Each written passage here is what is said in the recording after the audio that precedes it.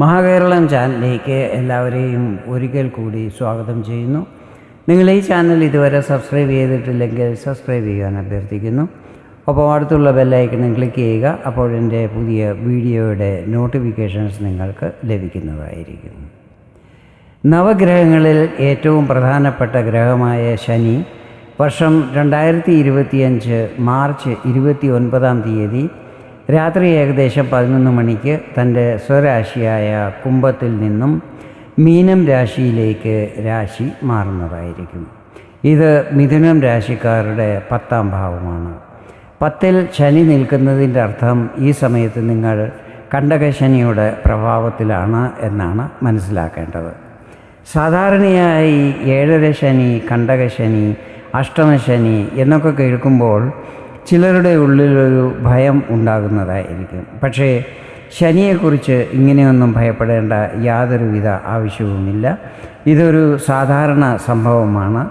ചാരവശാൽ ശനി ചില പൊസിഷനിൽ എത്തുമ്പോൾ ഇങ്ങനെ സംഭവിക്കുന്നതാണ്.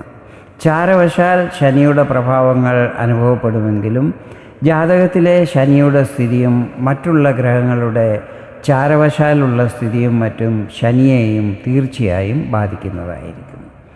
കണ്ടകശനി സമയത്ത് ചിലർക്ക് അത്യുന്നതങ്ങളിലേക്ക് പുരോഗതി ഉണ്ടാകാനും യോഗം കാണുന്നുണ്ട്. മിഥുനം രാശിക്കാരെ സംബന്ധിച്ചിടത്തോളം ശനി നിങ്ങളുടെ 8ഉം 9ഉം ഭാവങ്ങളുടെ അധിപനാണ്. രാശി മാറുന്നത് കർമ്മസ്ഥാനമായ 10ാം ഭാവത്തിലേക്കാണ്. 10ാം ഭാവത്തിൽ ശനി സാധാരണയായി ശുഭഫലങ്ങളാണ് നൽകുന്നത്. ഈ സമയത്ത് ശനി നിങ്ങളെ കൊണ്ട് കൂടുതൽ പരിശ്രമം ചെയ്യിക്കുന്നതായിരിക്കും. അതുപോലെ ഫലങ്ങൾ അല്പം സ്ലോയിലുമായിരിക്കും നൽകുന്നത്. അതിനാൽ നിരാശപ്പെടാതെ നിരന്തരം കർമ്മം ചെയ്യുകയാണെങ്കിൽ ശനി പൂർണ്ണ ഫലങ്ങളും നൽകുന്നതായിരിക്കും. ഈ സമയത്ത് യാത്രകളും മറ്റും കൂടുതൽ ചെയ്യേണ്ടി വരും. അതുപോലെ കരിയറിലും ബിസിനസ്സിലും ചില അനുകൂല പരിവർത്തനങ്ങളും പ്രതീക്ഷിക്കാവുന്നതാണ്. ചിലർക്ക് സ്ഥലം മാറ്റമാണ് ലഭിക്കുന്നതെങ്കിൽ മറ്റു ചിലർക്ക് പുതിയ ജോലിക്ക് വേണ്ടി പുതിയ സ്ഥലത്ത് താമസിക്കേണ്ടി വരും. ഈ സമയത്ത് ഇൻകം വളരെ നല്ലതായിരിക്കും. പക്ഷേ അത് ശരിയായ വിധത്തിൽ കൈകാര്യം ചെയ്തില്ലെങ്കിൽ പിന്നീട് പ്രശ്നങ്ങൾ വരാൻ ഇടയാകുന്നതുമായിരിക്കും. ഈ സമയത്ത് ചിലവുകളിൽ നല്ല കൺട്രോൾ ഉണ്ടായിരിക്കണം. പൈസ കഴിയുന്നതും സേവ് ചെയ്യുവാൻ ശ്രമിക്കണം. നിക്ഷേപങ്ങളും മറ്റും എക്സ്പെർട്ടിൻ്റെ അഡ്വൈസ് അനുസരിച്ച് വേണം ചെയ്യുവാൻ. ജോലിസ്ഥലത്തും മറ്റും മറ്റുള്ളവരുമായി വളരെ സൗമ്യതയോടെ വേണം സംസാരിക്കുവാനും പെരുമാറുവാനും. ശനി 8ാം ഭാവത്തിൻ്റെയും അധിപനാണല്ലോ. ഈ സമയത്ത് അപ്രതീക്ഷിത ധനാഗമനവും മറ്റും ഉണ്ടാകുന്നതായിരിക്കും. മന്ത്രതന്ത്ര പൂജാതി കാര്യങ്ങളിൽ രുചിയും വർദ്ധിക്കുന്നതായിരിക്കും. ഇനി ശനിയുടെ ദൃഷ്ടിഫലങ്ങളെക്കുറിച്ചാണ് പറയുന്നത്. ശനിയുടെ 3ാം ദൃഷ്ടി പതിക്കുന്നത് നിങ്ങളുടെ 12ാം ഭാവത്തിലാണ്. ഇത് നിങ്ങളുടെ ചിലവുകൾ വർദ്ധിക്കുവാൻ ഇടയാക്കുന്നതായിരിക്കും. അതിൽ കൺട്രോൾ ചെയ്യുവാൻ ശ്രമിക്കണം. വിദേശ സംബന്ധമായ കാര്യങ്ങളിൽ വന്നിരുന്ന തടസ്സങ്ങൾ മാറിക്കിട്ടുന്നതായിരിക്കും.